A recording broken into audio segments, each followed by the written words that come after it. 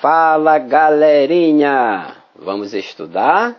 Enem por chegar, reta final.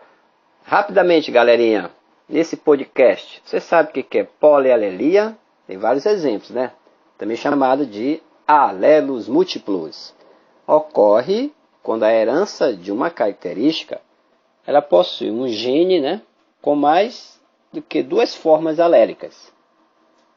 Ainda teremos dois genes para determinar a característica, mas existirá mais do que dois alelos que irá influenciá-la. Por exemplo, as ervilhas do experimento de Mendel possuíam os alelos azão ou azinho e poderiam formar apenas os genes azão-azão, azão-azinho ou azinho-azinho. Verdade? Na polialelia, podemos ter alelos azão 1, azão 2, azinho 1 ou azinho 2. E os genes serão formados pela combinação de dois destes alelos. Azão 1, azão 2, azão 1, azinho 1, azão 2, azinho 1, azinho 2, azinho 2 e assim por diante. Certo? Um exemplo clássico de alelos múltiplos ou polialelia é a determinação da pelagem, né, dos coelhos, né, selvagem, chinchila, himalaia, albino. Mas vamos fazer aqui, ou falar de um outro exemplo, que vocês também conhecem. São os sistemas sanguíneos, ok? Eu não me lembro se eu já fiz podcast sobre polialelia, mas vamos fazer outro aqui, no caso de dúvida, né? Veja bem. Um outro exemplo de polialelia é o sistema sanguíneo ABO, certo? Veja bem. Nesse sistema temos três alelos. Izão-azão, izão-bezão e izinho, certo? Os alelos izão-azão e izão-bezão, eles são o quê? Codominantes entre si. Na verdade, galerinha, tem uma relação desses alelos. Izão-azão é igual a izão-bezão, que é maior do que izinho, certo? Ó, izão-azão e izão-bezão são codominantes entre si e são dominantes em relação a izinho. Os genótipos possíveis para o tipo sanguíneo azão são izão-azão, izão-azão ou izão-azão, izinho. Para o tipo sanguíneo B, qual seria? Izão-bezão, izão-bezão ou izão-bezão, izinho. Para o tipo sanguíneo AB, qual seriam os genótipos? Izão-azão, izão-bezão. E, por fim, o tipo sanguíneo O possui o genótipo izinho, izinho. Essa é a relação entre esses genótipos, certo? Veja bem, as diferenças entre os tipos sanguíneos, elas aparecem graças a diferentes proteínas na superfície das hemácias. Essas proteínas, galerinha, são chamadas de quê? De aglutinogênios. E os anticorpos de aglutininas. Os anticorpos, eles são encontrados no plasma das hemácias, né? Ok?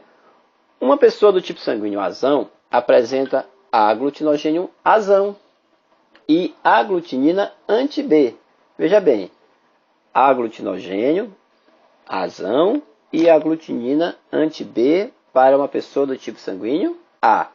O aglutinogênio A, na verdade, é o antígeno, a proteína. E a aglutinina anti-B é o anticorpo, né, do tipo sanguíneo A. A aglutinina lembra imunoglobulina. Imunoglobulina é a mesma coisa que anticorpos, gente. Uma pessoa do tipo sanguíneo B, por exemplo, apresenta aglutinogênios, que é o antígeno, né, que é a proteína B, e a aglutinina anti-A no plasma, certo?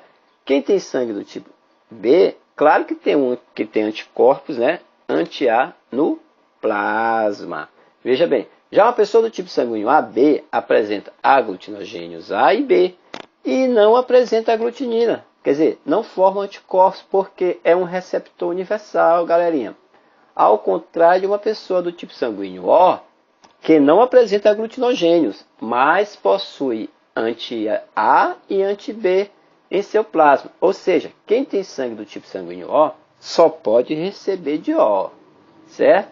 Não apresenta aglutinogênios, quer dizer, não forma antígeno, não é estranho, porque ele é doador universal, quem tem sangue do tipo O, mas possui anti-A e anti-B, quer dizer, quem tem sangue do tipo sanguíneo O só recebe de O, beleza? Mas pode doar para todo mundo. As aglutininas, elas reagem. Como é que nós vamos determinar esse tipo sanguíneo? As aglutininas, elas reagem de acordo com o aglutinogênio, pois são anticorpos e reconhecem as hemácias de outro tipo sanguíneo como corpos estranhos. As aglutininas anti-A, elas reagem com o aglutinogênio A, enquanto a anti-B reage com o aglutinogênio B.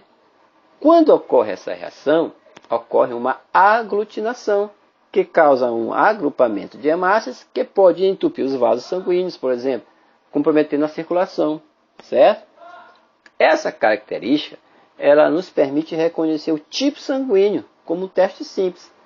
Você coloca 2 amostras de sangue em uma placa, vamos pensar assim. Em uma dessas amostras, coloca-se uma solução com anti-A e na outra uma solução com anti-B. Caso o sangue aglutine com o anti-A apenas, então ele é do tipo A, já que reage com aglutinogênios A. Caso o sangue aglutine com o anti-B, ele é do tipo B, pois reage com aglutinogênios B.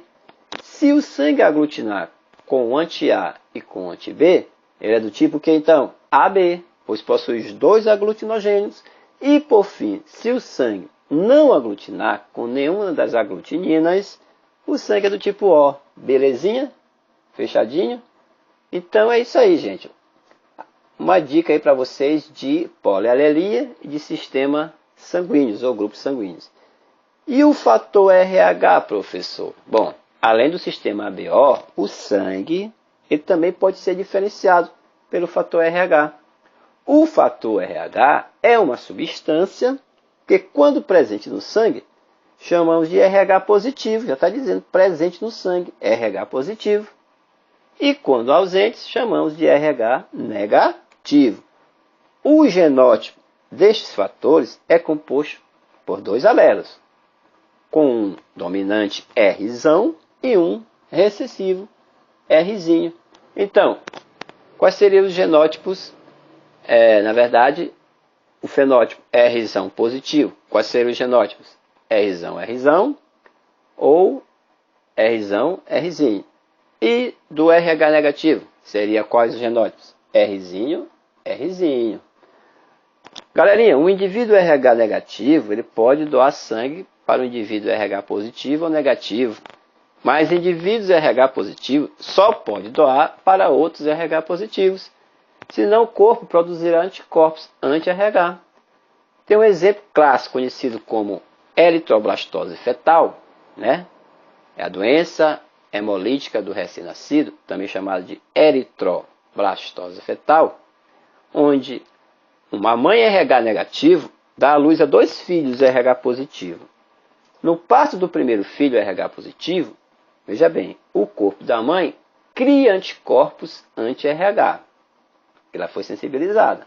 Na gravidez do segundo filho RH positivo, estes anticorpos atacam o organismo da criança. Aí, galerinha, tem que se ter os devidos cuidados no pré-natal, durante a gestação, para não acontecer esse tipo de aglutinação, com destruição aí, né, dos eritrócitos, né? Doença hemolítica do recém-nascido, a quebra das hemácias, destruição e pode provocar a morte do feto. Belezinha? Então tá aí, pequeno áudio para vocês sobre polialelia, fator RH. Abraços!